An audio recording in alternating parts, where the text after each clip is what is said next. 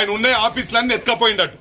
మన Medak గుట్టుబడ్డదంటే just because of మాజీ మంత్రి హరీష్ రావు అని చెప్పి ఈ సందర్భంగా తెలియజేస్తా ఉన్నా.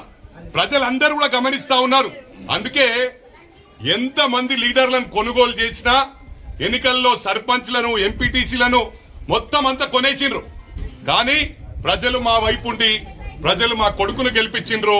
మా కంఠంలో ఊపిరుండే వరకు మెదక్ను మర్చిపో.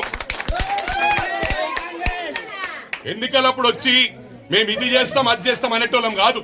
ఎన్నికలు అయిపోయిన తర్వాత కూడా రోహిత్ డాక్టర్ మైనంపల్లి రోహిత్ గెలిచిన తర్వాత కూడా ప్రతి డివిజన్ లో ప్రతి మండలంలో ఎన్నో బోర్లు వేయించినాం. ఎక్కడ కూడా పనులు ఆపలే. ప్రభుత్వ నిధులే కాకుండా మా సొంత నిధులు కూడా ఖర్చు పెట్టే సత్తా ఉంది, ఖర్చు పెడతా ఉన్నాం.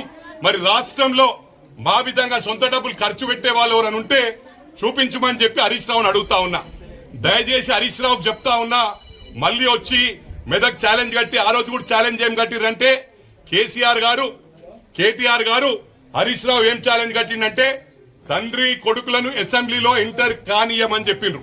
నేను చెప్పినా నేను ఓడిపోయినా సర్వలే నా కొడుకును తప్పకుండా మెదక్ ప్రజలు ఆదరిస్తారు, గెలిపిస్తారని చెప్పి ప్రతిరోజు కూడా అక్కడ మల్కాజ్గిరి ఇచ్చిపెట్టి మెదక్లే నేను పర్యటన చేసిన. ప్రజలు అదే విధంగా స్పందించిండ్రు. మరొకటి గమనించాలి, 2 ఏళ్ళు అవుతుంది మా ప్రభుత్వం వచ్చి. మరి ఒక్క రోజు నేను మెదక్ నిడిచిపెట్టినా మా కొడుకున్నంతసేపు నేనుండా. మా కొడుకు మెదక్ ఇట్లా దాటుతుందంటే మెదక్లే నేను ఎంటర్ అవుతున్నా మా జిల్లా అధ్యక్షుడితో పాటు.